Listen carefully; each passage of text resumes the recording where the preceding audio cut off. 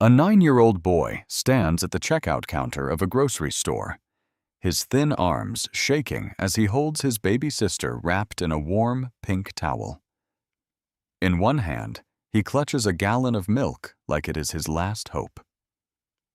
With a trembling but respectful voice, he whispers, "I promise I'll pay when I grow up." Shoppers stare, shake their heads, and whisper cruel judgments as the cashier coldly turns him away. Just as the boy turns to leave, defeated, ashamed, and empty-handed, a millionaire steps forward. What he does next makes the boy cry. On a cold evening, Caleb Williams stood slowly inside the grocery store, his small arms wrapped tightly around his baby sister.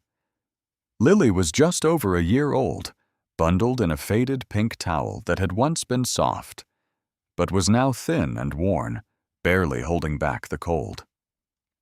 Her tiny fingers were red. Her weak whimpers pressed against Caleb's chest, no longer cries of panic, but the tired sounds of a baby who had already cried too much. Above them, the fluorescent lights buzzed like restless insects, casting a harsh white glow over the nearly empty aisles. Caleb shifted Lily's weight carefully as he passed the baby formula aisle, moving with the caution of someone far older than 9. The towel was all he had to keep her warm, and he knew it was not enough. In his other hand, he clutched a gallon of whole milk like it was made of gold instead of plastic and dairy. His thin arms trembled from carrying both his sister and their only hope for the night. He had been walking for a long time, his sneakers 2 sizes too large and held together with duct tape squeaking against the polished floor with each step toward the checkout counter. He could feel eyes on him, always eyes watching, judging, looking away. A woman with a full cart glanced at him, her expression flickering between pity and distaste before she busied herself with her phone. A teenage employee stocking shelves paused to stare, whispered something to a coworker, and they both shook their heads. An older man near the pharmacy muttered something about these people and their situations to his wife, who nodded in agreement. Caleb had learned to make himself smaller when people looked at him like that, to take up less space, to apologize with his posture for existing where he clearly did not belong. But tonight, with Lily growing heavier in his aching arms and the milk warming in his hand, he could not afford to be invisible. He needed help, and asking for help meant being seen. Behind the register stood Margaret, a woman in her mid-40s with perfectly styled hair and coral lipstick that had begun to fade throughout her long shift. She saw him approaching, and her jaw tightened. She had worked at this store for years. She knew what was coming. Street kids, beggars, sob stories. She had heard them all. The store had policies for a reason. "Excuse me, young man."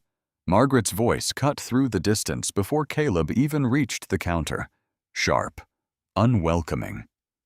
"This isn't a playground. Where's your mother?" Caleb stopped walking. His heart hammered so hard he could feel it in his throat. Lily stirred against his chest, her whimper growing louder, and he rocked her gently the way Mama had taught him. "She's sick at home, ma'am," he said, keeping his voice polite despite the fear crawling up his spine. Mama had always said that good manners mattered, especially when the world was unkind to you. "My sister needs milk, please, ma'am." Margaret crossed her arms. "Uh-huh. And how exactly are you planning to pay for that?" The question hung in the air like smoke. Caleb had practiced this moment in his head during the long, cold walk from the underpass where they lived. He had imagined being brave, being convincing. He had rehearsed the words until they felt smooth in his mouth. But now, under the harsh lights with Margaret staring down at him and Lily starting to cry again, all his practiced speeches crumbled into dust. His voice came out smaller than he wanted. He tried again, straightening his shoulders even as his arms trembled under Lily's weight. I promise I'll pay when I grow up, ma'am. I give you my word. For a moment, the entire store seemed to hold its breath. The background music stopped. The humming of refrigerators went silent. Even the other customers froze, turning to witness this impossible moment. A desperate child making an impossible promise. Margaret's mouth fell open, then her eyes narrowed.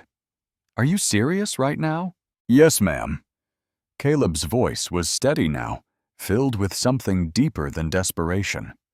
My mama taught me that a person is only as good as their word. I'm giving you mine. I'll pay you back every penny when I'm old enough to work. I'll remember. I promise I'll remember. This is a business, not a charity. Margaret's voice rose sharp enough to cut. You can't just walk in here and promise to pay later. That's not how the real world works, kid. No money means no milk. Period. Caleb's face burned with shame, but he kept his eyes on Margaret. Lily was crying louder now, her small body shaking with hunger and cold. Other customers were staring. Some with pity. Some with disgust. Some with the careful blankness of people who did not want to get involved. Please, ma'am. The word came out broken. She's just a baby. She hasn't eaten all day. I wouldn't ask if it wasn't important. Then where are your parents? Margaret snapped. Why are you out here alone with an infant? This is exactly what's wrong with people these days. No accountability, no responsibility. Each word hit Caleb like a physical blow. His eyes filled with tears, but he blinked them back hard. Crying made things worse. Crying made adults angrier. Mama had told him that. I'm sorry to have troubled you, ma'am, he said quietly, his voice still polite despite everything. He turned to leave, his heart breaking with each step, knowing he would have to go home empty-handed. Lily would keep crying. Mama would try to comfort them both while hiding her own tears, and tomorrow would feel just as hard as today. That was when a voice cut through the harsh fluorescent air, like a warm hand reaching through darkness. He's not stealing anything. He asked politely and gave his word. Everyone turned. Standing near the magazine rack was a man who clearly did not belong in this neighborhood. His charcoal gray suit probably cost more than most people's monthly rent. His silver-streaked dark hair was professionally styled, and his Italian leather shoes gleamed under the store lights. Everything about him communicated success, from his platinum watch to the confident way he stood, as if the world bent naturally to accommodate him.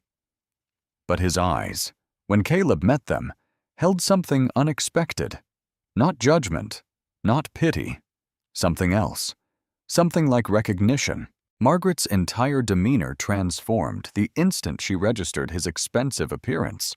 Oh, I apologize, sir. I didn't realize you were… this situation doesn't really…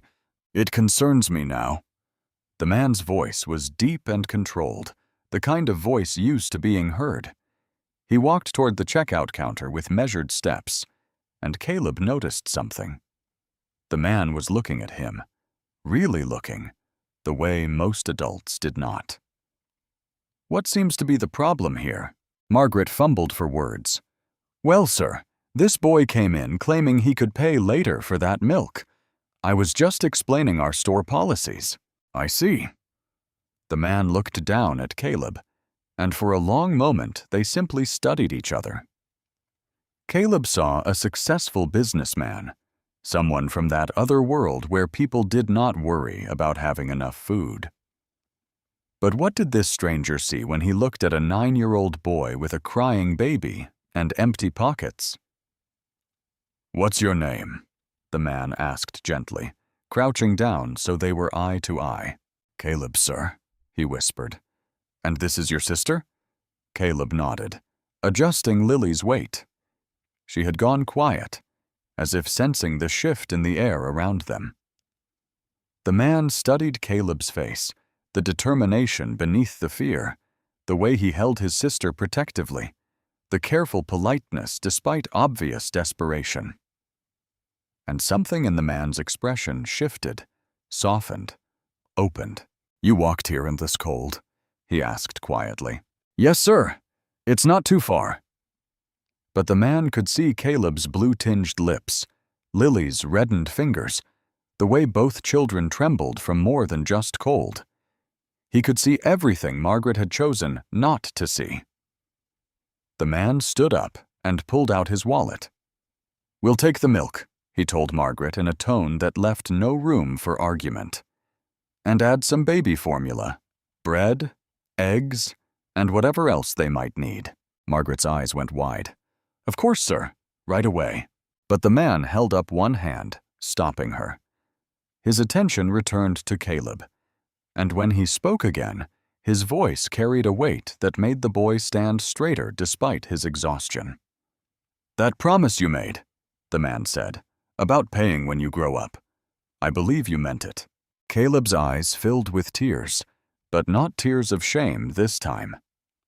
"I did mean it, sir. My mama always says our word is our bond. I wouldn't break a promise." The man smiled for the first time, and it transformed his entire face. "I know you did. And you know what? I think you're going to grow up to be exactly the kind of person who keeps their promises." As Margaret began scanning items, milk, formula, bread, eggs, fresh fruit, baby food, Caleb felt something shift inside his chest. It was small, fragile but undeniably real. It felt like hope. "Thank you, sir," he said, his voice barely above a whisper. "I'll remember this. I promise I'll remember your kindness." The man handed Margaret his credit card without looking at the total. Then he turned back to Caleb and said something that would change everything.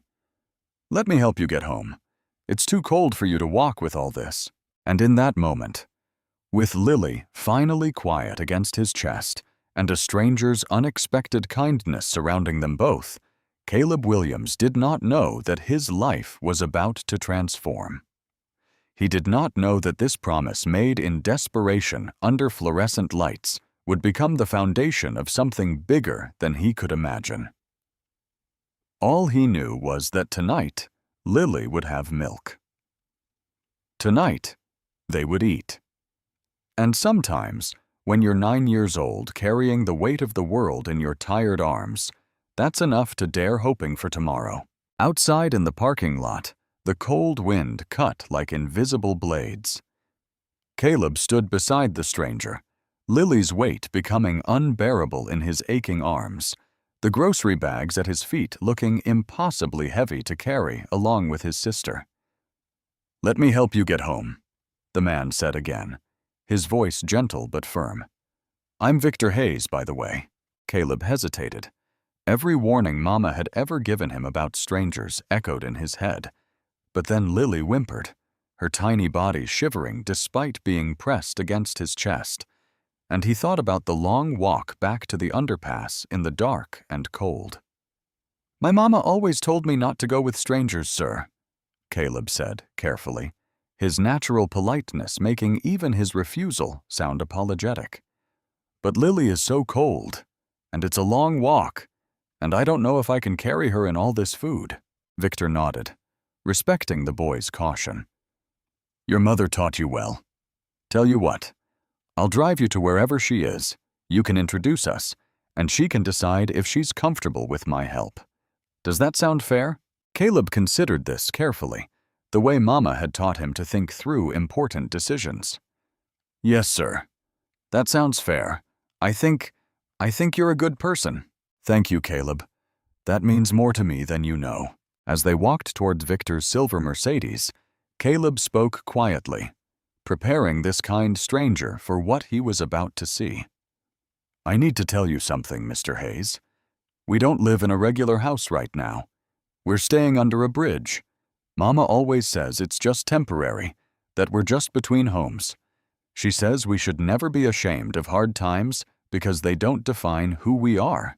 The wisdom in these words, spoken by a 9-year-old boy, struck Victor with unexpected force. This child's mother was clearly raising him with values and dignity despite circumstances that would break many adults. "Your mother sounds like a very wise woman," Victor said, opening the back door of his car. "Here, let me help you get Lily settled safely." Together, they arranged Lily in the back seat, Victor using his suit jacket to cushion her and keep her warm. Caleb climbed in beside his sister, one protective hand on her small chest, as if even now he could not quite stop watching over her. The car's warmth was immediate and overwhelming. Caleb had forgotten what real warmth felt like. Lily's whimpering finally quieted, and her eyelids began to droop. "Where to?" Victor asked as he started the engine. "Under the bridge where the interstate meets the downtown connector, sir." Caleb's voice was quiet, almost apologetic, as if the location itself was something to be ashamed of. Victor knew the area. He drove past it daily on his commute. He had seen the tents, the makeshift shelters, the desperate faces. Like most people, he had trained himself to look straight ahead, to not really see. Tonight would be the first time he truly saw what he had been driving past for years. As they drove, Caleb sat very still in the back seat, as if afraid that moving too much might somehow break the spell of warmth and safety. But after several minutes, he spoke again, his voice small in the darkness of the car. "Mr. Hayes, sir, can I ask you something?" "Of course, Caleb. Why did you help us? Most people just look away." Victor was quiet for a moment, considering how to answer honestly without making the boy feel pitied. "Years ago, when I was about your age, my father had left us, and my mother was trying to raise me and my baby brother alone. One night, we were in a grocery store, and she was trying to buy formula with food stamps and loose change. She was counting coins, and people were staring, and I felt—" He paused, the memory still sharp after all these years. "I felt exactly the way I imagined you felt tonight." "What happened?" Caleb asked. "A woman in line behind us paid for everything. She didn't make a big deal of it, didn't make us feel small. She just said, 'I've been there. Pass it forward when you can.' And then she left." "Did you pass it forward?" "I built a successful business. I made a lot of money. But until tonight, I'm not sure I ever really passed it forward the way she meant. I think maybe I've been waiting for the right moment." He glanced in the rearview mirror and met Caleb's eyes. "I think tonight was that moment." They drove in comfortable silence after that, Lily sleeping peacefully for the first time in days, Caleb watching the city lights blur past the window. As they descended the exit ramp toward the underpass, the scenery changed dramatically. Clean streets gave way to cracked pavement. Bright lights bounced and faded into shadows. The smell of desperation seemed to seep through the car's air filtration system. "You can stop here, sir," Caleb said quietly. "We're in that corner behind those big cardboard boxes." Victor parked and got out, helping Caleb gather Lily and the grocery bags. As they walked deeper into the encampment, Victor saw eyes watching from the darkness, wary, suspicious, calculating. He was an outsider here, clearly wealthy, clearly from that other world. Some people saw him as a potential threat, others as a potential mark. Everyone saw him as someone who did not belong. "Mama!" Caleb called softly as they approached a corner where someone had constructed walls from cardboard boxes and old wooden pallets. "Mama, please don't be scared. I brought help, and he's a good man. I promise." There was a rustling sound from behind the makeshift shelter, and then a woman emerged into the dim light cast by a distant street lamp. Victor found himself looking at Rachel Williams for the first time. She was a woman in her 30s, though homelessness had added years to her face that did not belong there. Her dark, tightly coiled hair, though dirty and tangled, had been carefully pulled back from her face in a makeshift bun. Her deep brown eyes held a mixture of fear and fierce protectiveness as she took in the scene. Her son standing beside a wealthy stranger, grocery bags at his feet, her baby daughter asleep in his arms. But what struck Victor most was her posture. Despite the ragged coat hanging on her thin frame, despite the obvious poverty and desperation, she held herself with dignity. Her shoulders were back, her chin lifted. She looked frightened, but not defeated. "Caleb!" Her voice was cultured, educated, with only the slightest tremor of fear. "Who is this gentleman?" Even now, even here, she used the word gentleman, not man or guy, but gentleman. It spoke volumes about who this woman had been and who she still was beneath the layers of hardship.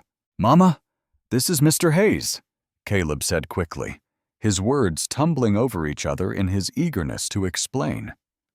"I went to the store like you asked, and I tried to buy milk for Lily, but I didn't have money. The cashier was going to send me away, but Mr. Hayes helped us. He bought us food, Mama, lots of food, and he drove me home because it was so cold, and I was worried about Lily." Rachel's eyes moved from her son to the grocery bags, to Victor's expensive suit, to his kind but cautious expression. Her hands clasped together tightly, and Victor could see them trembling, whether from cold, fear, or both. He could not tell. "That was very kind of you, Mr. Hayes," she said, and despite her obvious terror, her voice remained polite and measured. "I'm grateful for your generosity to my son. I apologize for any trouble he may have caused. If you'll tell me how much the groceries cost, I'll make certain to pay you back as soon as I'm able. I keep a careful accounting of our debts." The dignity in her words, the determined maintenance of pride despite circumstances that would have broken most people, moved Victor profoundly. This was not a woman who had given up. This was a woman who was fighting with every tool she had left, and one of those tools was her refusal to lose her sense of self-worth. "There's no debt, Ms. Williams," Victor said gently. "It's Miss Williams, sir," Rachel corrected quietly, that same careful politeness evident in everything she said. "And I appreciate your kindness, but I wasn't raised to accept charity without acknowledgement. My parents taught me to always pay my way, to never take what I haven't earned." "I understand," Victor said, "and I respect that deeply. But I wasn't offering charity. I was helping a child who needed it. There's a difference." Rachel's eyes filled with tears, but she blinked them back quickly. "You're very kind to say so, Mr. Hayes, and truly, I appreciate it more than I can express. But I must ask, and please understand that I mean no disrespect, why did you do this? In my experience, people don't help without expecting something in return." There it was, the fear beneath the politeness, the weariness born from experience.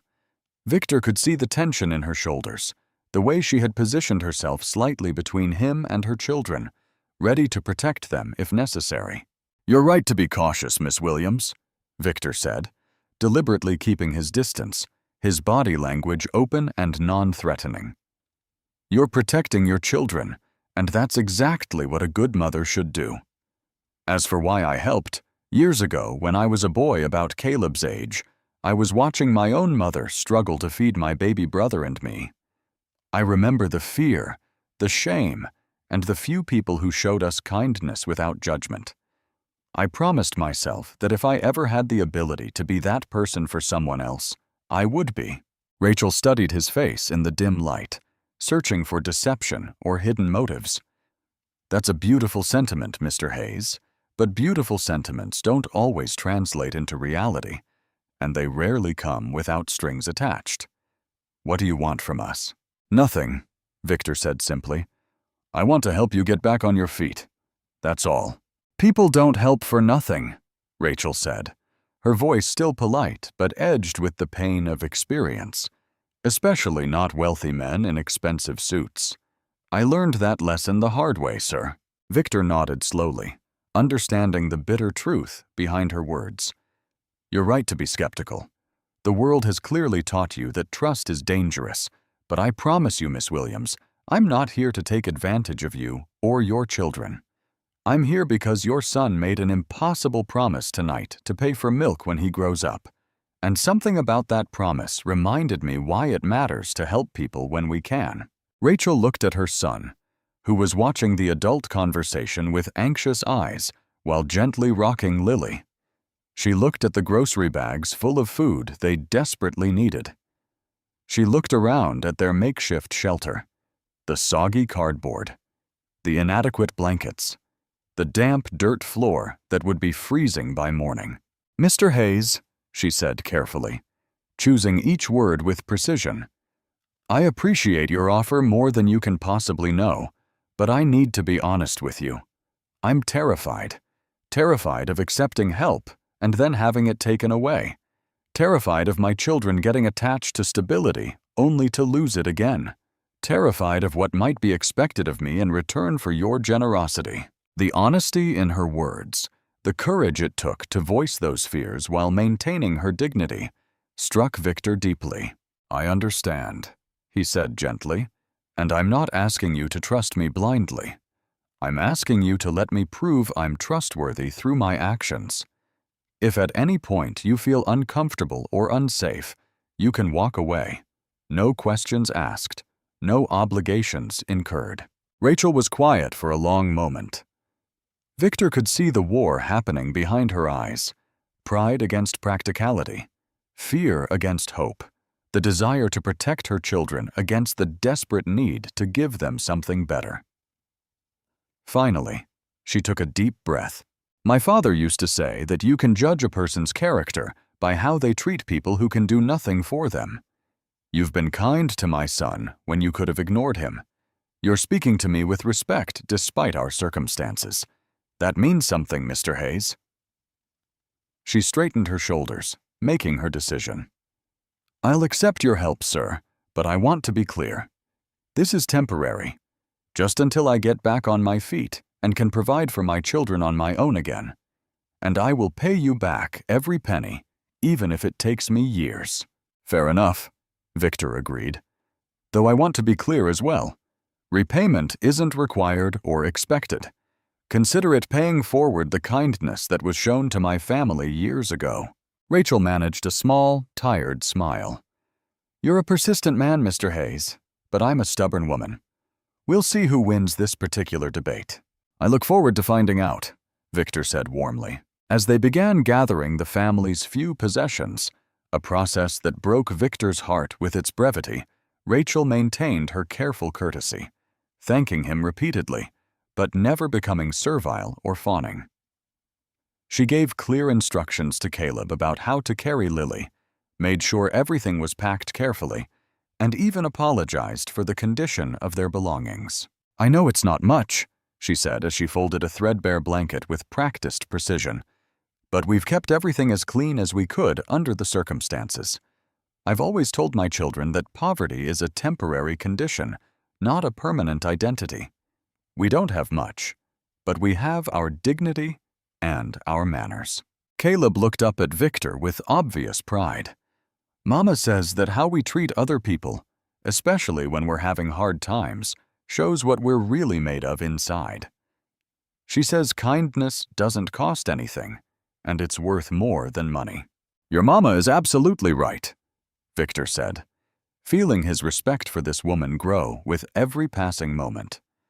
"And I can see she's raised two remarkable children." As they loaded into Victor's Mercedes, Rachel in the front passenger seat, sitting with perfect posture despite her exhaustion, Caleb in the back with Lily sleeping peacefully in his arms, Victor made a decision.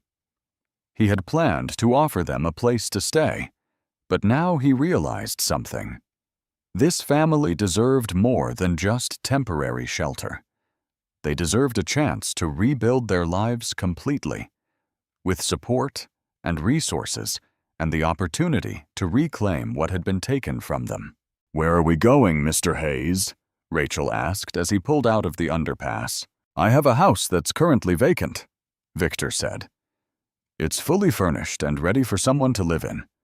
I'd like to offer it to you and your children while you get back on your feet." Rachel turned to look at him, her eyes wide with disbelief. "Mr. Hayes, We can't possibly accept—" "Please," Victor interrupted gently. "Let me finish. I'm not giving you the house. I'm offering you a safe place to stay while you rebuild your life. There's no rent, no obligations beyond keeping the place in good condition. You can stay as long as you need to, and when you're ready to move forward on your own terms, you're free to do so." Rachel's hands twisted together in her lap. "Why would you do this for strangers? Please, Mr. Hayes, I need to understand. Nobody is this kind without a reason." Victor kept his eyes on the road as he answered, his voice carrying the weight of hard-earned wisdom. "Years ago, my wife died. We never had children. I built a successful business, accumulated more money than I could ever spend, and found myself living alone in a big empty house, wondering what the point of it all was." He glanced at Rachel. "When I heard your son tonight speaking with such courtesy and dignity despite his desperation, making that impossible promise because his family needed help, it reminded me that maybe the point isn't what we accumulate. Maybe it's what we do for others when we have the chance." He paused, then continued. "You've clearly raised your children with strong values despite incredibly difficult circumstances. That tells me everything I need to know about your character, Miss Williams. And if I can help a family like yours, if I can be the person who makes a difference when it really matters, then maybe my life has more purpose than I thought." Rachel wiped tears from her cheeks with the back of her hand. "Thank you, Mr. Hayes.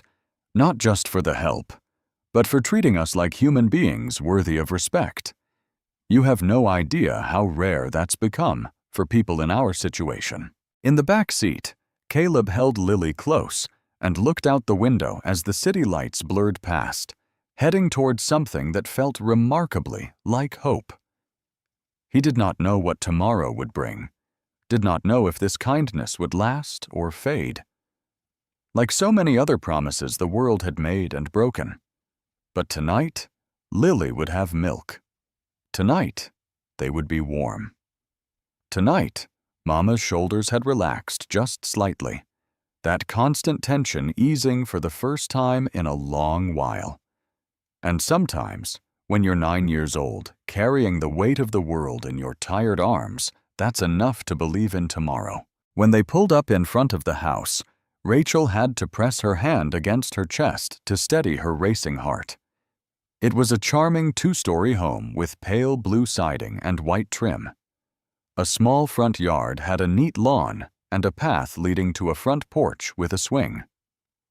Warm lights glowed through the windows, making the house look like something from a dream she had once had long ago, before life had taught her that dreams were dangerous things to hold on to.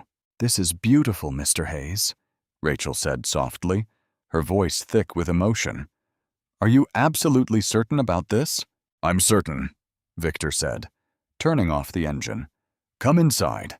Let me show you around." He helped them out of the car, carrying the grocery bags while Rachel carried Lily and Caleb walked close beside them, his eyes wide with wonder. Victor unlocked the front door and gestured for them to enter first. "There are 2 bedrooms upstairs," Victor said. "The larger one has a queen-size bed, and the smaller one has a twin bed. I took the liberty of having a crib delivered and set up. I hope that was all right." Rachel turned to him, tears flowing freely now. "You had a crib delivered, but you only met us a short while ago. How did you—" Victor looked slightly embarrassed. "I called ahead from the grocery store parking lot while you were gathering your things. I have an assistant who's very efficient at handling requests on short notice. I hope that doesn't seem presumptuous. I just wanted to make sure you'd have what you needed tonight." "Presumptuous," Rachel repeated, her voice breaking. "Mr. Hayes, it's the kindest thing anyone has done for us in I can't even remember how long." Caleb had already started exploring, moving from room to room with careful reverence, as if afraid that touching anything too firmly might make it all disappear. "Mama, come look," he called from upstairs. "There are real beds with actual mattresses, and the crib is so nice and clean." Rachel climbed the stairs slowly, still holding Lily, with Victor following at a respectful distance. The bedrooms were simple but comfortable.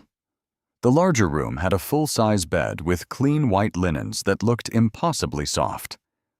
The smaller room had a twin bed and, as promised, a sturdy wooden crib with a new mattress and fresh bedding. "The bathroom is through there," Victor indicated a door off the hallway. "It has a bathtub with hot water. Towels are in the cabinet along with soap, shampoo, and other basics. The kitchen is fully stocked with essentials. We can go shopping tomorrow for anything else you need. There are also clothes in the closets that should fit everyone at least temporarily." Rachel set Lily down carefully in the crib, watching her daughter settle onto the soft mattress without waking. Then she turned to Victor, struggling to maintain her composure. "Mr. Hayes, I don't know what to say. This is beyond generous.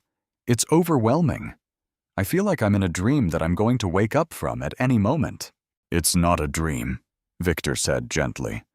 "It's just a safe place for you and your children while you rebuild your life. That's all. Nothing more complicated than that." "But it is complicated," Rachel said, her natural honesty compelling her to voice her fears. "Nothing this good comes without complications, without expectations, without strings attached." Victor was quiet for a moment, understanding that her weariness came from painful experience.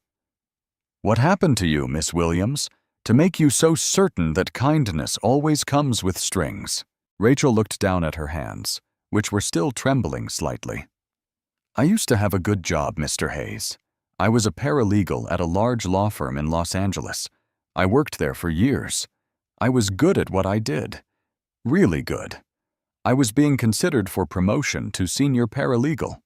She paused, gathering the courage to continue. "Then I got pregnant with Lily. It wasn't planned, and her father left immediately, but I was determined to make it work. I thought my employer would support me. I'd been a loyal, dedicated employee for years." Her voice hardened slightly, but my supervisor started treating me differently the moment I announced my pregnancy. He questioned my commitment to the firm. He gave my best cases to other people. He made comments about how mothers couldn't handle demanding hours, how pregnancy made women unreliable. After Lily was born and I came back from maternity leave, he found reasons to criticize everything I did. He created impossible standards, then documented every tiny mistake. Months after I returned, he fired me for performance issues that he had manufactured out of thin air. She looked up at Victor, her eyes bright with unshed tears and suppressed rage. "I tried to fight it, Mr. Hayes. I knew it was discrimination. But he had documented everything so carefully that it looked legitimate on paper. And I couldn't afford a lawyer to take on one of the biggest law firms in Los Angeles, not as a single mother with a newborn and a 9-year-old. "That's illegal discrimination," Victor said, his voice tight with controlled anger. "What he did to you was wrong." "Wrong, yes, but also common," Rachel said bitterly, "especially for women who don't have resources to fight back." After that, I couldn't get hired anywhere else in the legal field. He has connections throughout the industry. He spread rumors that I was difficult, unreliable, that I'd filed false complaints against the firm.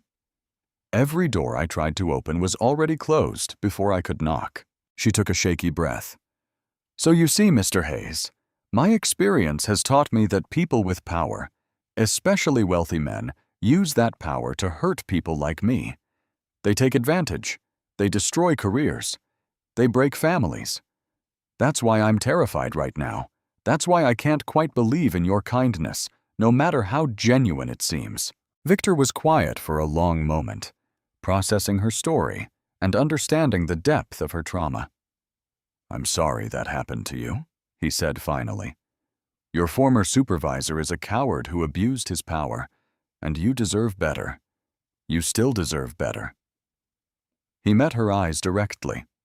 "I can't change what he did to you, and I can't undo the damage it's caused. But I can promise you this.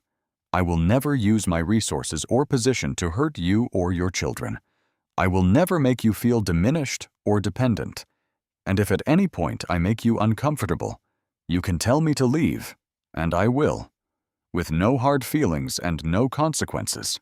Rachel studied his face, searching for deception or hidden agendas, but all she saw was sincerity and a deep sadness that matched her own, the sadness of someone who had also experienced profound loss and was trying to find meaning in its wake. "I want to believe you," she whispered. "I want to trust that this is real, that you're genuine. But I'm so afraid, Mr. Hayes, afraid of depending on someone who might leave, afraid of my children getting attached to stability only to lose it, afraid of what might be expected of me when your kindness runs out." "Then don't trust me yet," Victor said gently. "Just accept the help for tonight. Tomorrow we'll talk about next steps, and every day after that I'll try to earn your trust through my actions, not just my words. How does that sound?" Rachel nodded slowly. "That sounds manageable. Thank you, Mr. Hayes, for understanding my fear instead of being offended by it." "Fear born from experience isn't something to be offended by," Victor said. "It's something to be respected and carefully addressed. Now I should let you and your children rest. You've had a long, difficult day." He wrote his phone number on a piece of paper and left it on the kitchen counter. "Call me if you need anything, day or night. I'll come by tomorrow around mid-morning to check on you and discuss what happens next. Does that work?" "Yes, sir. That works. Thank you again, Mr. Hayes, for everything." After Victor left, Rachel stood in the living room for a long moment, almost afraid to move, to touch anything, to believe this was real. Then she heard Caleb call from upstairs. "Mama, can we really stay here? Is it safe?"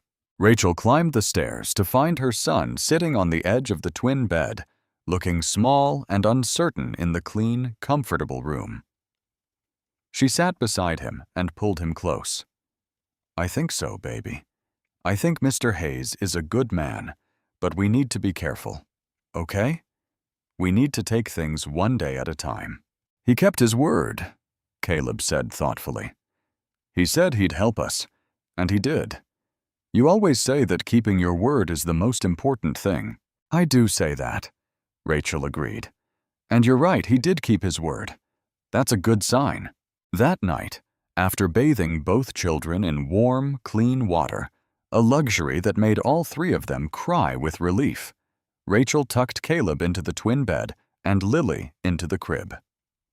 She kissed them both, whispering prayers of gratitude that she had almost forgotten how to say. Then she went to the larger bedroom, locked the door out of habit and old fear, and allowed herself to completely fall apart. She cried for the months of struggle, for the fear and shame and exhaustion. She cried for what had been taken from her, and for this unexpected gift that had been given. She cried until she had no tears left, and then she took a long, hot shower, washing away months of dirt and desperation. When she finally crawled into bed, a real bed with soft sheets and a warm blanket, Rachel Williams allowed herself to feel something she hadn't felt in a very long time. Hope. Fragile, tentative hope that maybe, just maybe, things could get better from here. In the next room, Caleb lay awake for a while longer, thinking about the promise he had made in the grocery store. He had promised to pay Mr. Hayes back when he grew up. It had seemed like an impossible promise at the time, something he had said out of desperation. But now, lying in a real bed in a safe house, with his sister sleeping peacefully and his mother's exhausted sobs finally quieting in the next room, Caleb understood something important. Some promises take a lifetime to keep, and he intended to keep this one, no matter how long it took. He closed his eyes and whispered into the darkness, "I promise, Mr. Hayes. I'll remember. I'll pay you back someday. I promise." And somewhere across the city, Victor Hayes sat in his own empty house, thinking about a 9-year-old boy who made impossible promises and a woman who maintained her dignity despite the world's cruelty. For the first time in years, since his wife's death, Victor felt something stirring in his chest that felt remarkably like purpose. The following morning, Rachel woke up disoriented, momentarily panicking when she did not recognize her surroundings. Then memory returned.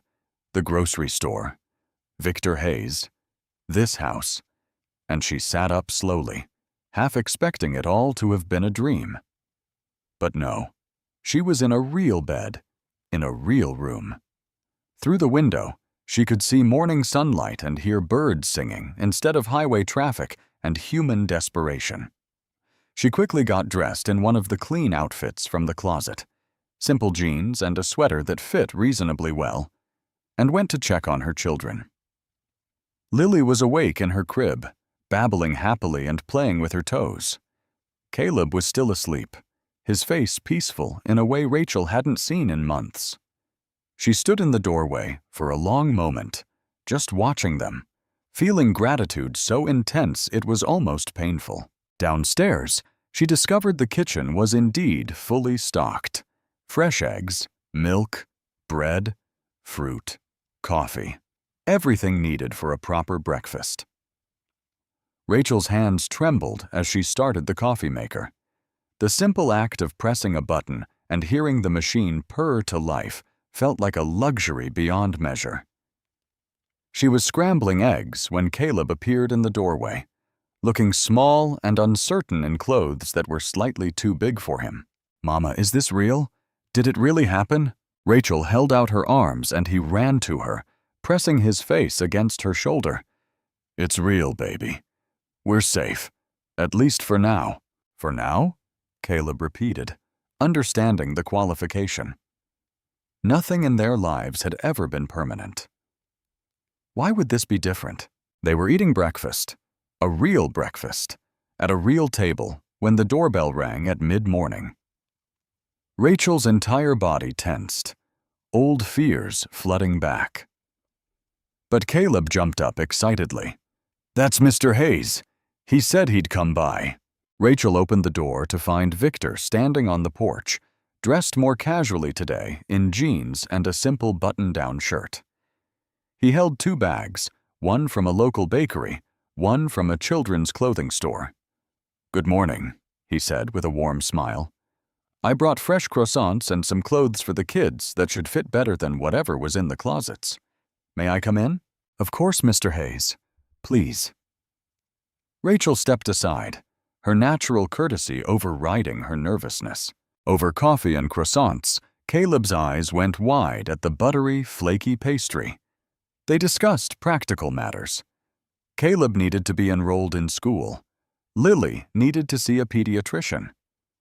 Rachel needed help navigating the process of rebuilding her professional life. "I want to contribute, Mr. Hayes," Rachel said firmly, her pride requiring her to establish this immediately. "I'm not comfortable simply accepting charity indefinitely. If you're serious about letting us stay here, I need to earn my keep somehow. I could help maintain the property, handle administrative tasks for you, anything that would allow me to feel I'm paying my way." Victor set down his coffee cup. "I appreciate that, Rachel. May I call you Rachel?" She nodded. "Rachel, I want you to understand something important. You're not a charity case to me. You're a capable woman who has experienced temporary setbacks due to circumstances largely beyond your control. What you need isn't charity, it's opportunity and support. There's a significant difference." Rachel's eyes filled with tears, but she maintained her composure. "Thank you for seeing it that way, Mr. Hayes. Most people don't. Most people see the homelessness and assume failure or fault." "Then most people are wrong," Victor said simply. "Now let's talk about getting you back into the professional world where you clearly belong."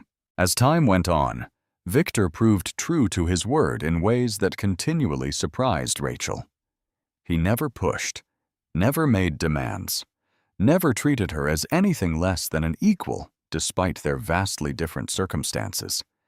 He helped Caleb enroll in the local elementary school, where testing quickly revealed the boy was reading well above his grade level despite his months away from formal education. "Your son is exceptional," the school counselor told Rachel. Despite the disruption to his education, he's performing well above grade level in reading and math, and his courtesy toward other students and teachers is remarkable. You've clearly raised him with strong values, Mrs. Williams. Ms. Williams, Rachel corrected gently, and thank you. I've always believed that our circumstances don't have to define our character. Lily's pediatrician appointment confirmed what Rachel had feared. Her daughter was underweight and showing signs of malnutrition, but the doctor was optimistic. With proper nutrition and consistent care, she'll thrive, the doctor assured Rachel. You got her help just in time. The words hit Rachel like a physical blow. Without Victor's intervention, they might not have made it much longer. Lily might have suffered permanent damage because of circumstances Rachel could not control. Hey, Victor said gently, noticing her distress as they left the pediatrician's office. Don't go down that road. Don't blame yourself for things you couldn't change. You did the best you could with what you had, and now Lily is going to be fine. That's what matters. But it was Rachel's professional recovery that proved most complex. Victor connected her with his company's human resources director, a sharp woman named Victoria Palmer, who had extensive contacts throughout the legal field. Your resume is impressive, Victoria said after reviewing Rachel's work history during their first meeting. Your experience should make you highly marketable, but I'm seeing a troubling pattern here. You've applied to many different firms in the past year with no responses. That's extremely unusual for someone with your qualifications. Rachel took a deep breath, preparing to tell her story again. I believe I've been blacklisted. My former supervisor made false accusations about my performance after I returned from maternity leave. He was angry that I'd become pregnant. He said it showed a lack of commitment to the firm. After he fired me using manufactured performance issues, I believe he spread rumors throughout the legal community. Victoria's expression hardened with professional anger. That's textbook illegal discrimination. Have you considered legal action? With what resources? Rachel asked quietly, without bitterness. He is a senior partner at one of the most powerful law firms in Los Angeles. I was a paralegal struggling to feed my children. The law doesn't always protect the people who need it most, Ms. Palmer. I learned that lesson painfully. You're absolutely right about that, Victoria said. But here's what we can do. Victor's firm needs someone with legal compliance expertise. We deal with complex regulatory issues that require someone who can navigate legal documentation and requirements with precision. Would you be interested in that kind of work? Rachel hesitated, her pride warring with practicality. I don't want to accept a position just because Mr. Hayes is being kind. I need to know I'd actually be earning my place based on my own qualifications. Victoria smiled with genuine respect. Victor specifically anticipated you might feel that way, so he asked me to handle your interview and hiring decision completely independently. He won't influence my evaluation of your qualifications in any way. He won't even know I'm meeting with you unless I decide you're the right fit for the position. Over the next week, Rachel went through a rigorous interview process that included skills assessments, writing samples, and meetings with various department heads. It was exhausting, but also exhilarating. She was being evaluated on her merits, on her actual abilities, not on rumors or discrimination. When Victoria finally called with the job offer, Rachel was in the kitchen making dinner. She listened to the details: legal compliance coordinator, decent starting salary, benefits, opportunities for advancement, and felt something crack open in her chest. Miss Palmer, I need to know something honestly. Did I get this job because of Mr. Hayes? Please, I need the truth. You got this job because you're the most qualified candidate we interviewed, Victoria said firmly. You scored highest on the skills assessment, your writing samples were exceptional, and every person who met with you was impressed by your knowledge and professionalism. Victor Hayes had nothing to do with my decision. In fact, I haven't even told him yet that you were the candidate I selected. When Rachel told Victor the news that evening, she was beaming with genuine pride for the first time in over a year. "Victoria made it very clear that you didn't influence her decision," she said, unable to keep the happiness out of her voice. "She said I earned this position on my own qualifications. Thank you, Mr. Hayes, Victor, for giving me that gift, the chance to succeed on my own merits." "That's exactly what you deserve," Victor said warmly. "Congratulations, Rachel. I never doubted you'd impress them." As Rachel's first week of work progressed, she discovered something unexpected. She was good at this, really good. The skills she had developed as a paralegal translated perfectly to compliance work, and her attention to detail caught several potential regulatory issues that others had missed. "You're a natural at this," her supervisor told her after her second week. "We're lucky to have you on the team." For the first time in a long while, Rachel felt like herself again. Not the desperate woman living under a bridge, not the victim of discrimination and circumstance, but Rachel Williams, intelligent, capable, valuable. Just as stability began to feel almost real, the shadow of Rachel's past reached out to shatter their fragile peace. One evening, Rachel was working late at the office, finishing a complicated compliance report. Victor had offered to pick up Caleb from school and watch both children until she got home, an arrangement that had become comfortable for everyone involved. They were making dinner together, Victor carefully supervising while Caleb practiced cracking eggs into a bowl, when Rachel's phone rang. The number was blocked, but she answered anyway. "Rachel Williams?" The voice was male, cold, familiar in a way that made her blood run cold. "Yes, who is this?" "It's Thomas Bryant from your former firm. Remember me?" Rachel's hands went numb. She stepped away from her desk, moving to a private conference room. "Mr. Bryant, what do you want?" "I heard some interesting news," Thomas said, his voice dripping with false friendliness. "Apparently you've landed on your feet, working at Hayes Capital Management, living in a nice house. That's quite a recovery for someone who was fired for performance issues." Rachel's heart pounded. "What do you want?" she repeated. "I want you to understand something, Rachel. I worked very hard to establish certain narratives about your capabilities and reliability. And now you're working at a prominent firm, which raises questions about those narratives. Questions I can't afford to have people asking. Are you threatening me? I'm reminding you that I have significant influence in this industry. One word from me, and Hayes Capital starts receiving calls about the unreliable, difficult ex-employee they made the mistake of hiring." Rachel's voice went cold. "I earned my position at Hayes Capital through my own qualifications. I went through an independent interview process, and if you try to sabotage my career again, Mr. Bryant, I will file a formal complaint with the State Bar Association for discrimination and harassment." "With what evidence?" Thomas laughed. "I documented everything carefully, Rachel. You know that. And who's going to believe a formerly homeless woman over a senior partner at one of the city's most prestigious firms?"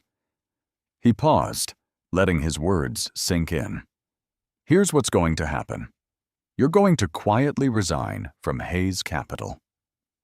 You're going to cite personal reasons, thank them for the opportunity, and disappear back into whatever hole you crawled out of.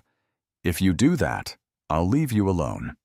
If you don't, I'll make sure you never work in a professional capacity again. Are we clear?" Rachel's hands trembled with rage and fear. "Crystal clear, Mr. Bryant.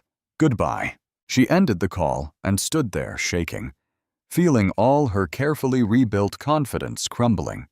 Thomas Bryant had the power to destroy her career again. He had connections, influence, credibility, and she had what? A few months of work history and the backing of a man who was still, in many ways, a stranger. That evening, when Victor drove her home from work, he immediately noticed something was wrong. "Rachel, what happened?" She told him everything. The phone call, the threats, Thomas Bryant's determination to see her fail, By the time she finished, tears were streaming down her face. "He's going to do it, Victor. He's going to destroy this too. Everything we've built, everything I've worked for. He's going to take it all away again." Victor pulled the car over and turned to face her. "No, he's not. You don't understand how much power he has.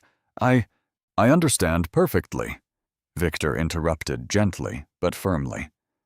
"Thomas Bryant is a bully who abuses his position, but he's not the only person in this city with power and influence, and he just made a very big mistake."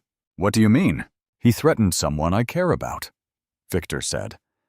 "Someone who has proven herself to be talented, honest, and hard-working. And he did it because he's afraid that your success makes him look bad. That fear makes him vulnerable." Over the following weeks, Victor made several phone calls. He contacted lawyers who specialized in employment discrimination. He reached out to colleagues who sat on bar association committees. He compiled evidence of Thomas Bryant's pattern of behavior. It turned out Rachel wasn't the first woman Bryant had pushed out after pregnancy, but Victor didn't tell Rachel any of this. He didn't want her to feel indebted or obligated. Instead, he simply told her to keep doing her excellent work and not to worry about Thomas Bryant. "But what if he calls Hayes Capital? What if he tries to get me fired? Then Victoria Palmer will tell him that you're an exceptional employee and hang up," Victor said calmly. "Your work speaks for itself, Rachel. Your colleagues respect you. Your supervisors value you. One vindictive man's phone call isn't going to change that." What neither of them expected was for Thomas Bryant's threats to manifest in a different, more dangerous way. It started with small things. Rachel noticed someone watching her as she left work. The same dark sedan appeared on her street multiple times. She received hang-up calls in the middle of the night. Then, not long after Bryant's initial call, things escalated. Rachel was walking to her car after work when a man approached her in the parking garage. He was large, intimidating, and moved with the practiced ease of someone comfortable with violence. "Rachel Williams?" he asked. "Yes." She took a step back, her hand reaching for her phone. "Message from Mr. Bryant. You didn't take his advice. Now there are consequences. Consider this your only warning." He didn't touch her, but the threat was clear. Then he walked away, disappearing into the garage. Rachel made it to her car before the shaking started. She called Victor immediately, her voice tight with barely controlled panic. "He's escalating. Thomas Bryant sent someone to threaten me. Victor, I'm scared. Not just for myself, for my children. What if he comes to the house? What if he tries to hurt Caleb or Lily?" Victor's voice was calm but urgent. "Where are you?" "In my car in the parking garage at work." "Lock your doors. I'm calling the police right now. Don't leave until they arrive." The police took her statement, reviewed the security footage, and confirmed what she already knew. The man had been careful not to do anything technically illegal. He hadn't touched her, hadn't made explicit threats, just consequences and a warning. That night, Victor sat with Rachel in the living room after the children were asleep. "We need to discuss options," he said gently. "I can hire private security to watch the house. We can file for a restraining order against Bryant." "We can, or I can quit my job," Rachel said quietly. "That's what he wants. If I quit, he'll leave us alone." "If you quit, he wins," Victor said firmly. "He gets to destroy your career again, and he learns that threatening you works. Is that really what you want?" Rachel put her face in her hands. "I don't know what I want except for my children to be safe." "They will be safe," Victor promised. "I won't let Thomas Bryant hurt you or your family. But Rachel, you need to understand something. I'm not just offering security guards or legal protection. I'm offering to fight this battle with you for as long as it takes." "Why?" Rachel looked up at him, tears streaming down her face. "Why would you do this? This isn't your fight. We're not your responsibility." Victor was quiet for a long moment before answering. You're right that you're not my responsibility, but you've become important to me, Rachel. You and your children have brought meaning back into my life, and I can't stand by and watch someone hurt people I care about." The next day, Victor made more phone calls. This time, he didn't just contact lawyers and colleagues. He contacted reporters, business partners who had dealings with the firm where Thomas Bryant worked, and board members of professional organizations where Bryant held positions. The evidence of Bryant's pattern of discrimination and harassment was compiled into a formal complaint to the State Bar Association. 3 other women came forward with similar stories, and suddenly, Thomas Bryant found himself facing the kind of scrutiny he had always managed to avoid. Within weeks, the firm quietly announced that Thomas Bryant was pursuing other opportunities. Translation: they forced him out before the scandal could damage the entire firm. When Rachel heard the news, she couldn't quite believe it. "He's gone." "Really gone?" "Really gone," Victor confirmed. "And he won't be able to hurt your career anymore. Several people in the legal community are aware of what he did, not just to you, but to other women. His reputation is damaged beyond repair." Rachel sat down heavily, overwhelmed by relief and disbelief. "You did this. You made this happen." "Justice made this happen," Victor corrected gently. "I just helped facilitate it. Bryant's own actions destroyed him, Rachel. The pattern of discrimination, the harassment, the threats, it was all there. It just needed someone with resources to bring it to light." For the first time since Thomas Bryant had called her office weeks earlier, Rachel felt like she could breathe fully. The shadow that had been hanging over her newfound stability was gone. Not temporarily avoided, but genuinely, permanently gone. That evening, as they sat on the front porch after dinner, a habit that had become comfortable for both of them, Rachel spoke quietly. "Victor, I need to tell you something.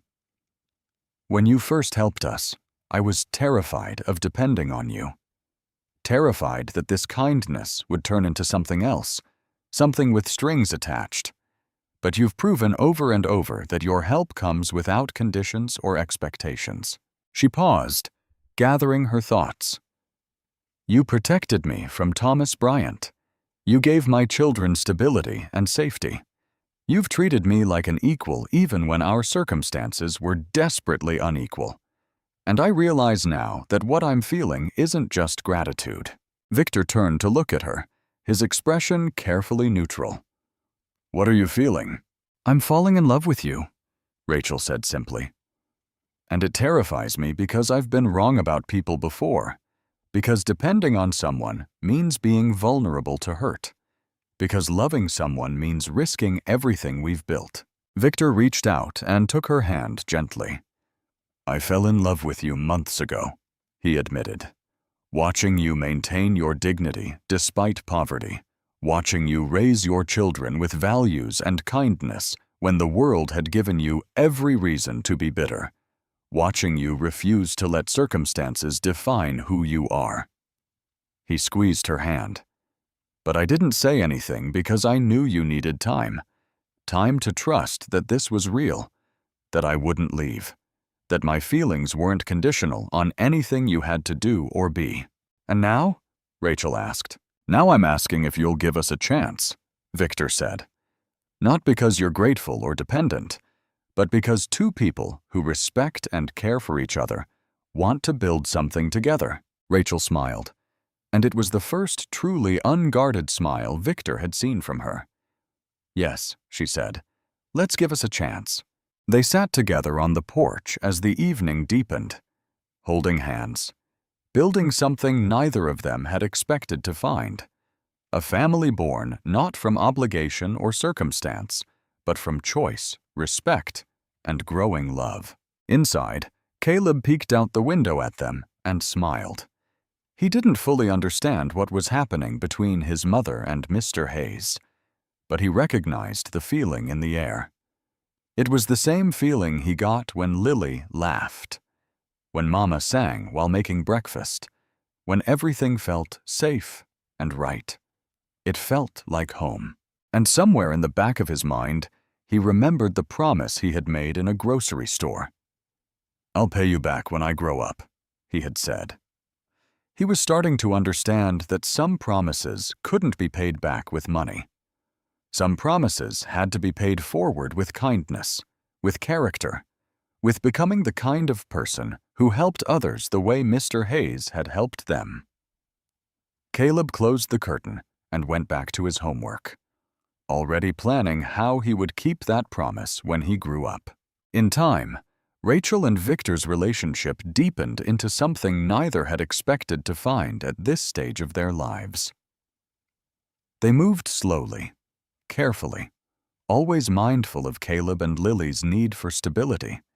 Victor never stayed overnight, never pushed for more than Rachel was ready to give, never tried to replace the children's absent father.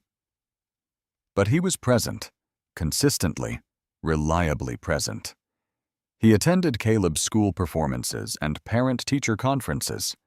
He sat on the floor playing peekaboo with Lily until she dissolved into giggles. He listened when Rachel talked about her day at work, offering advice when she asked for it, and simply listening when she didn't. One evening, as they watched Caleb and Lily play in the backyard, Victor turned to Rachel with unusual nervousness. "There's something I need to talk to you about," he said. "Something important." Rachel's old fears flickered briefly. "Okay, I want to make this permanent," Victor said. "Not just our relationship, though I want that too, but the security for you and your children. The house is in your name now. I had the deed transferred, but I want to do more. I want to adopt Caleb and Lily legally, if you'll allow it. Not to replace their father, but to give them the legal protection and stability they deserve." Rachel's breath caught. "Rachel, let me finish," he said gently. "I've also spoken with my attorney about setting up trust funds for both children's education. And I've been thinking about starting a foundation, something that helps families like yours, families experiencing homelessness through no fault of their own. But more than any of that, Rachel, I want to marry you. Not because I'm trying to save you or rescue you, but because I love you, and I want to build a life together." He pulled a small velvet box from his pocket and opened it, revealing a simple but beautiful diamond ring. "Rachel Williams, will you marry me?" Rachel looked at this man who had proven himself trustworthy in every way that mattered, who had protected her family, who had never asked for anything in return. Tears streamed down her face, but they were tears of joy this time. "Yes," she said. "Yes to all of it. The marriage, the adoption, the foundation. Yes to building a life together."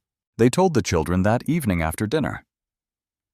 Caleb, now older and far more perceptive than most children his age, listened carefully as Victor explained that he wanted to be their father officially, legally, permanently. "Would that be okay with you, Caleb?" Victor asked. "I'm not trying to replace your biological father, but I'd like to be your dad in every way that counts, to be there for you, to support you, to be part of your family officially." Caleb was quiet for a long moment, processing. Then he said something that made both adults' eyes well with tears. "You've already been my dad in the ways that matter, Mr. Hayes. You show up, you listen, you keep your promises. That's what a real dad does, right?" "That's exactly what a real dad does," Victor said, his voice thick with emotion. "Then yes," Caleb said. "I'd like that very much." Lily, still small, didn't fully understand what was being discussed, but she toddled over to Victor and raised her arms, demanding to be picked up. "Dada," she said clearly. It was one of her first real words. The wedding was small and intimate, held in the backyard of their home. Just close friends, colleagues, and the officiating judge. Rachel wore a simple white dress, and both children participated. Caleb as the ring bearer, Lily as the flower girl, both beaming with pride. As they exchanged vows, Rachel felt something she hadn't felt in years. Certainty. Certainty that this was real, that it would last, that she deserved this happiness. "I promise to walk beside you," Victor said, "to support your dreams, to be a partner and father and friend. I promise to honor the strength that brought you through darkness and to help you build a future worthy of that strength. I promise to trust you," Rachel said, "to let myself be loved without fear. I promise to be a partner who stands with you, not behind you. And I promise to help you find purpose in the resources you've been given, to use what we have together to help others the way you helped us." After the ceremony, as they celebrated with cake and laughter, Caleb pulled Victor aside. "I need to tell you something," the boy said seriously. "I still remember my promise from the grocery store. I promised I'd pay you back when I grew up. I haven't forgotten." Victor crouched down to Caleb's level. "You know what? You don't need to pay me back, Caleb. What you can do instead is pay it forward. When you grow up, when you have the chance to help someone else who's struggling, you take that chance. That's how you honor what happened between us. Pay it forward." Caleb repeated thoughtfully. "Pay it forward. I can do that. I will do that, I promise." The adoption process was finalized after the wedding. The day the judge signed the papers officially making Caleb and Lily Victor's legal children, they celebrated with a special dinner at home. "You know what this means?" Victor said to both children. "It means that no matter what happens, we're family. Legally, officially, permanently. Nobody can change that." For Caleb, who had spent so much of his short life feeling uncertain and temporary, those words meant everything. Years later, when Caleb had grown into a young man and was studying social work and public policy at university, he stood in his dorm room one morning and made a decision that had been forming in his heart for a long time. Today was the day he would keep the promise he had made as a desperate 9-year-old boy. He called his father. The word came naturally now, without hesitation or qualifier. "Hey, Dad, can you drive me somewhere special today? It's important." "Of course, son," Victor replied warmly. "I'll be there soon." When Victor arrived, Caleb was waiting outside his dorm with a small envelope clutched in his hand. He looked nervous but determined, carrying himself with the careful dignity that had been instilled in him by both his parents. "Where are we going?" Victor asked as Caleb climbed into the car. "Back to where it all started," Caleb said quietly. Not long after, they pulled into the parking lot of the same grocery store where their lives had intersected years earlier. The store looked almost identical, though there were different seasonal displays, and the parking lot had been repaved. "Are you sure about this?"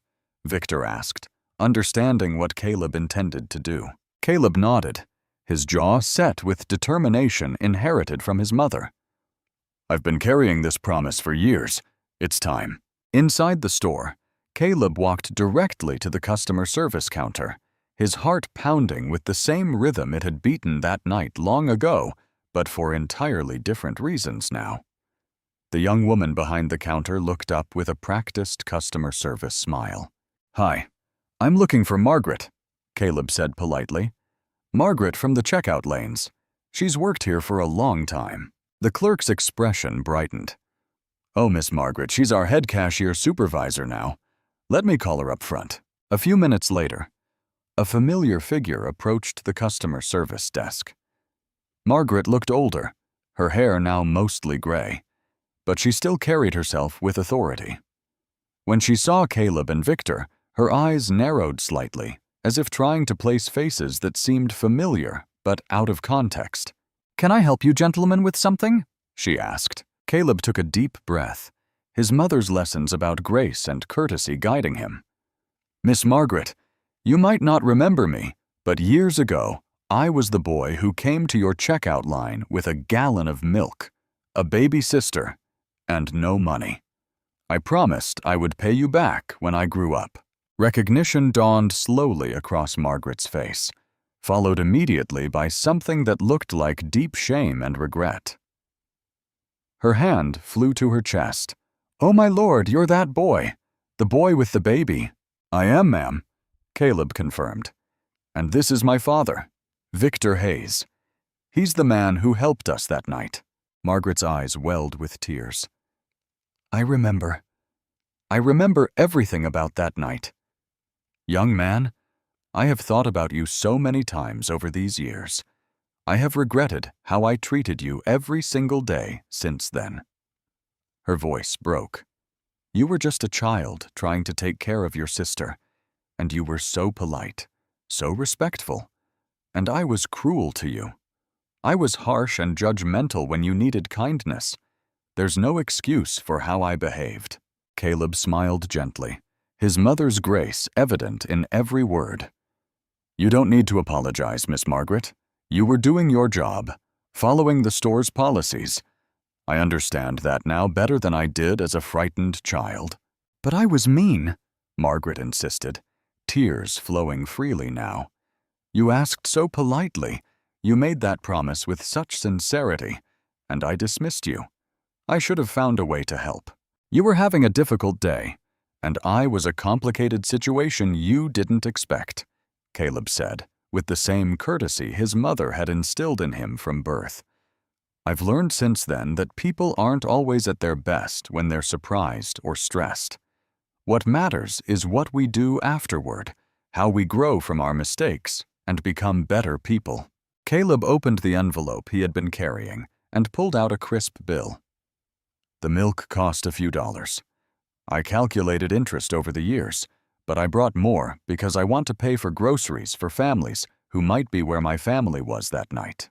Margaret stared at this money, then at Caleb, her tears falling faster now. "Sweetheart, you don't owe me anything. You don't owe this store anything. After how I treated you, I know. I don't owe it," Caleb said softly, echoing the words his father had taught him. "But I promised it, and my mother always taught me that a person is only as good as their word.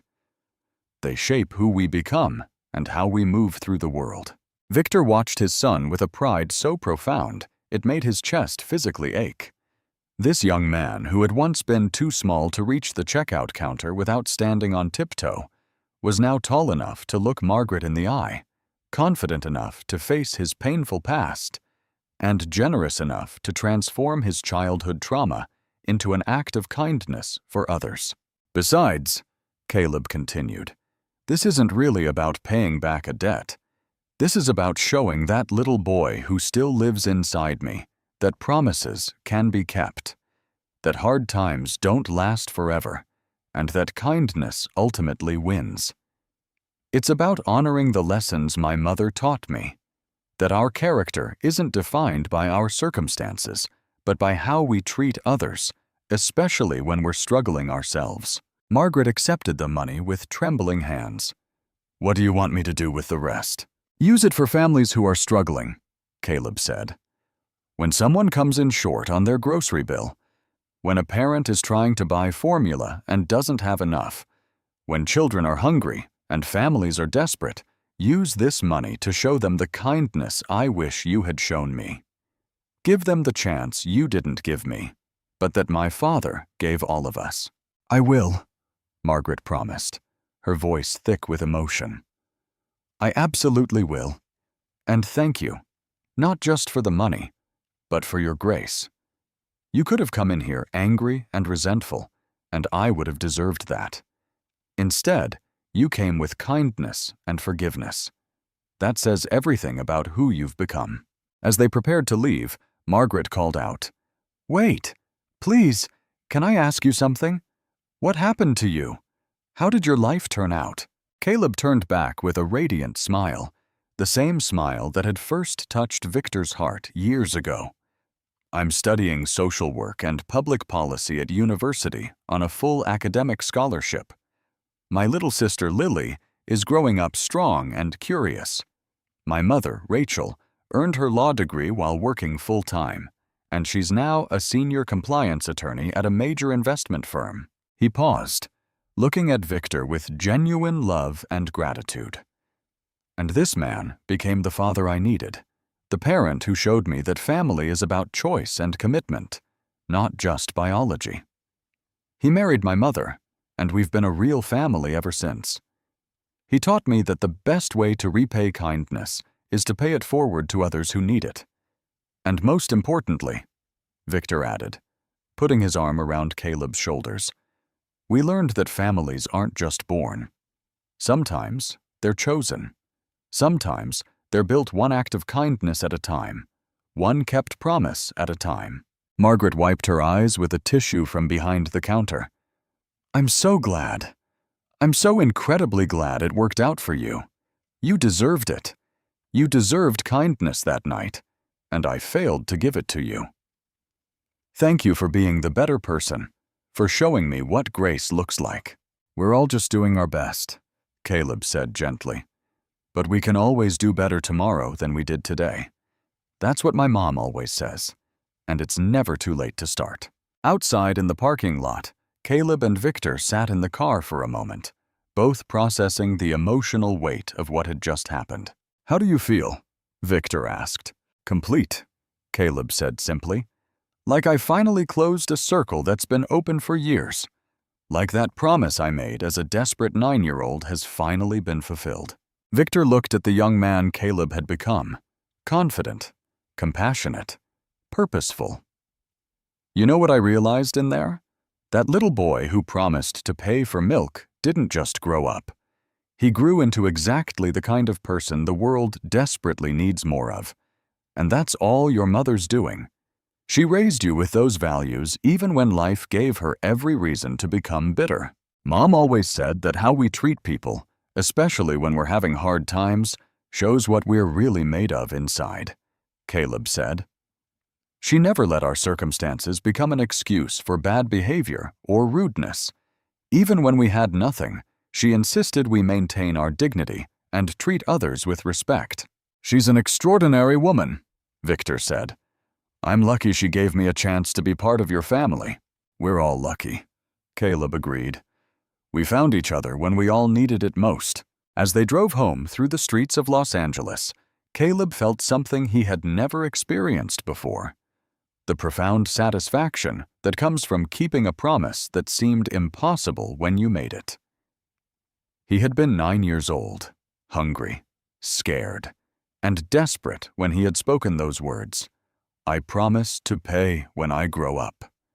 But he hadn't just paid back the money. He had paid forward the kindness. He had transformed his childhood trauma into a source of strength that would ripple outward, touching lives he would never know. That evening, at the dinner table they had shared for years, Caleb told his family about the visit to the store. Rachel, now carrying herself with the quiet confidence of someone who had rebuilt her life from ashes, listened with tears in her eyes. Lily, growing into a thoughtful young person, sat forward excitedly. So you really kept your promise after all these years? I really did, Caleb confirmed.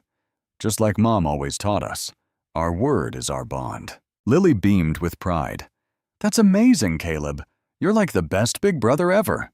Rachel reached across the table and squeezed her son's hand. You've always made me so proud. Yeah, so proud, sweetheart. Not because of what you achieve, but because of who you are. You're kind, you're thoughtful. You keep your promises. Those are the things that truly matter in life. Victor raised his glass to Caleb. You proved that the most important promises aren't the ones we make to other people. They're the ones we make to ourselves about who we're going to become. After dinner, as they cleaned up together, a family ritual they had maintained throughout the years, Rachel pulled Victor aside. I've been thinking about something, she said. About what you mentioned years ago, about starting a foundation. I think it's time we actually did it. Victor's eyes lit up with interest. Tell me what you're thinking. I mean starting a real nonprofit organization, Rachel explained, her professional experience evident in how she had already begun planning. Something that provides comprehensive support for families experiencing homelessness. Not just shelter, but job training, legal assistance, child care, mental health services, educational support for children, everything we needed, and more. A place that treats people with dignity and respect, not as charity cases or statistics. That's exactly what I've been thinking too, Victor said. I could provide the initial funding and infrastructure. I've actually been setting aside resources for years, waiting for the right time and the right partner. And I could handle the legal and organizational structure, Rachel added. Plus, I know firsthand what services are actually needed versus what most organizations assume is needed. I understand what it feels like to be on the receiving end of charity that comes with judgment and conditions. Over the following months, they worked together to establish the Hayes Family Foundation. The name was chosen deliberately, honoring their shared commitment and partnership in every sense. Caleb took time away from his studies to help with the foundation's launch, applying everything he was learning about social work to the practical work of building systems that actually helped people. Lily, despite being younger, contributed ideas about what would have helped her when they were homeless, things adults often didn't think about, like having a safe place for kids to do homework or access to books and art supplies. The foundation's headquarters opened in a renovated building in downtown Los Angeles. It provided transitional housing for families at a time, along with comprehensive support services. But more than that, it operated on a philosophy that Rachel had insisted upon from the beginning. Treating clients with dignity and respect, recognizing their agency and capabilities, never making them feel lesser or dependent. We're not saviors, Rachel told the staff at their first training session, her voice carrying the authority of lived experience. We're partners walking alongside families during their most difficult times. Never forget that every person we serve has skills, talents, dreams, and value, regardless of their current circumstances. Our job is to help them access resources and opportunities, not to fix them or rescue them. They're not broken. They're facing temporary circumstances that require support. The first family the foundation served was a young single mother with 3 small children who had been living in their car. Caleb conducted her intake interview, and the moment he told her about his own experience with homelessness, something shifted in her eyes. "You really understand," she said, tears streaming down her face. "You're not just someone who read about it in a textbook. You've lived it." "I have," Caleb confirmed gently. "And I want to tell you something that someone told me when I was at my lowest point. You are not broken. You are not a failure. You are a mother doing everything you can to protect your children in an impossible situation, and there is absolutely no shame in that. What you're experiencing is temporary circumstances, not a permanent identity."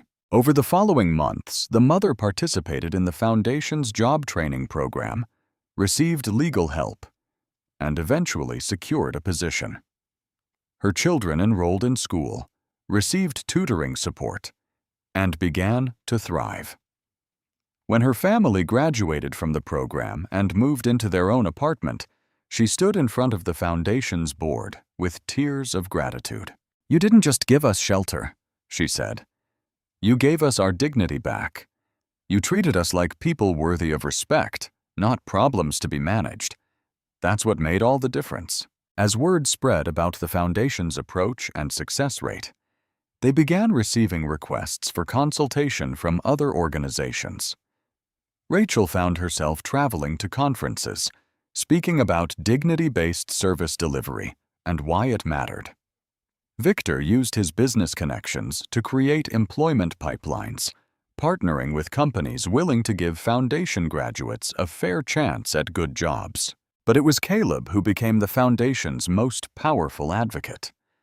During his time at university, he began writing a memoir about their family's journey from that desperate night in the grocery store through homelessness, Victor's intervention, and the building of the foundation. He titled it "The Promise: A Story of Poverty, Kindness, and the Family We Choose."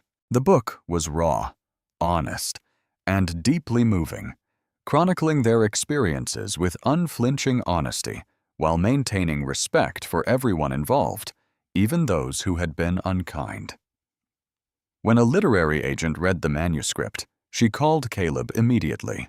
"This is exactly the kind of story the world needs right now.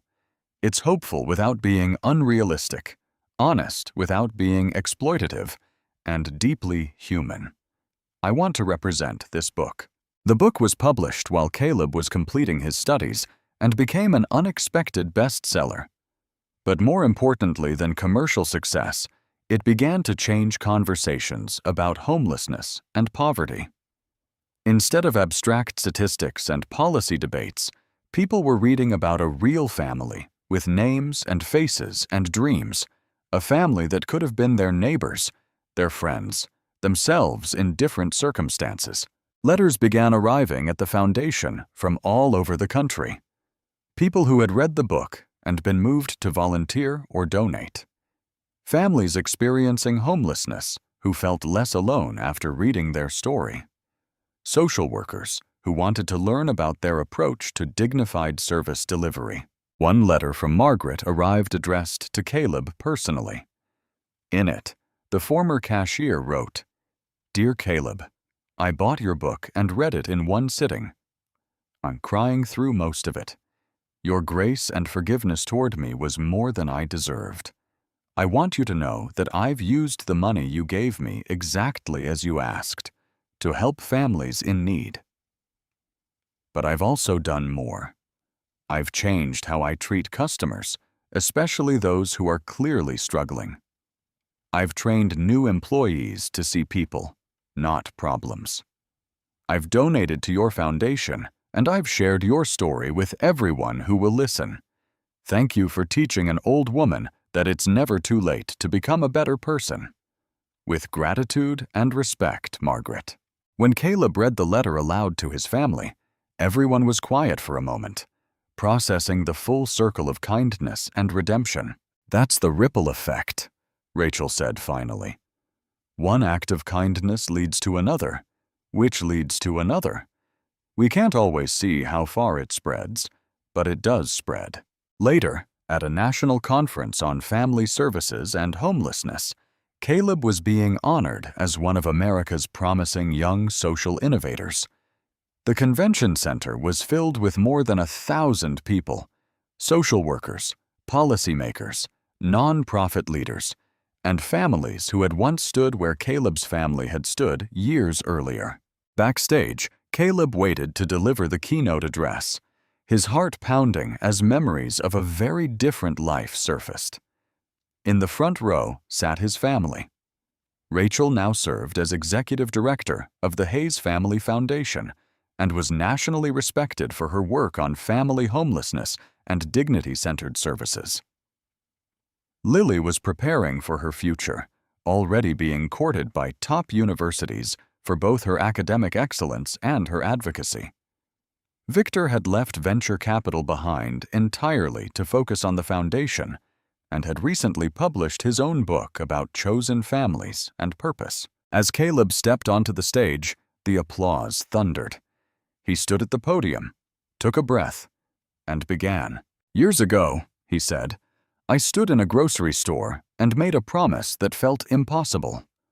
I was 9 years old, holding my baby sister, trying to buy milk with money I didn't have.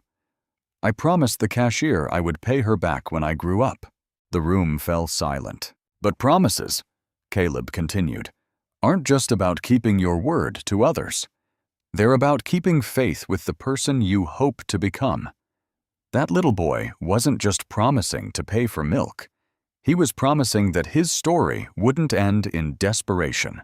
He spoke next about the ripple effect of kindness, how one man's decision to see humanity instead of circumstance had transformed not only his family, but thousands of others. Then he turned to his mother. "My mother taught us that circumstances don't define character," he said, his voice thick with emotion.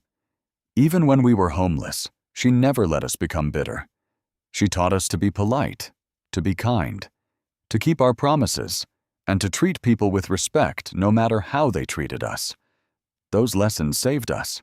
Rachel wiped tears from her eyes as Caleb continued. She taught us that dignity isn't something you lose when you lose everything else. It's something you carry inside you. That dignity is the reason my father stopped to help us that night. Because even in our worst moment, we still knew who we were. Behind him, a slide appeared showing the Hayes Family Foundation building. This center opened years ago, Caleb said. Since then, we've served thousands of families. The vast majority of them achieved stable housing and employment within a year. But our real success isn't in numbers. It's in the philosophy that every family deserves to be seen, heard, and supported with dignity. More images followed. Parents earning degrees, children graduating, families moving into their own homes. Each photo told a story reclaimed. One mother came to us years ago, Caleb said. She was living in her car with 3 kids. Today, she's a registered nurse. Her daughter just graduated valedictorian. Her sons are college-bound, and now she volunteers every weekend helping other families find their way forward. For the next 20 minutes, Caleb shared stories that all returned to the same truth. Real change begins with human connection. Our story could have ended in that grocery store, he said softly, or under a freeway overpass. But it didn't, because someone chose to see our worth instead of our circumstances, because my father understood that help isn't charity, it's shared humanity. He looked at Jonathan. He caught himself and smiled. My father taught me that love is a daily choice to show up, to believe in people, to invest in their future. And my mother taught me that dignity is something you never surrender. The final slide showed their family at Thanksgiving, surrounded by foundation graduates laughing together. This is our legacy, Caleb said. Not money or buildings, but families healed, children who believe in their futures, parents who rediscovered their strength. Stepping away from this podium, he addressed the audience directly. I challenged myself to keep a promise made by a desperate 9-year-old. Now I challenge you. Remember the promises you made when you were young. They still matter. You don't need wealth to change a life. You just need to see someone's humanity and walk beside them. He smiled. Growing up isn't about success. It's about becoming someone your younger self would believe in. The standing ovation lasted for minutes. Caleb looked not at the crowd, but at his family. Later, during the book signing, a young mother whispered, I'm living in my car, but your story reminded me this is just a chapter. Caleb wrote, your story is still being written. Keep your dignity. Keep your kindness. Outside, Victor put an arm around his son. You kept your promise. We all did, Caleb replied. That night, driving home through Los Angeles, they knew the promise made in a grocery store had become something far greater. A light passed forward. Because in the end, it was never about a few dollars for milk. It was about kindness, dignity, and impossible promises worth keeping. Join us to share meaningful stories by hitting the like and subscribe buttons. Don't forget to turn on the notification bell to start your day with profound lessons and heartfelt empathy.